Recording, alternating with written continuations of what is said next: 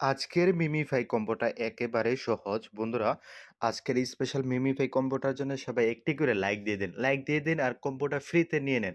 সবাই পাবেন ইনশাআল্লাহ আশা করি। তো আমি যেভাবে বলি সেটা ওইভাবে ট্রাই করবেন। ঠিক আছে?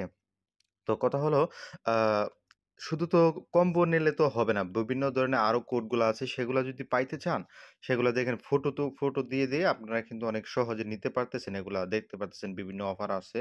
তো এই যে দেখুন আজকেরও এগুলো কিন্তু দেওয়া হয়েছে।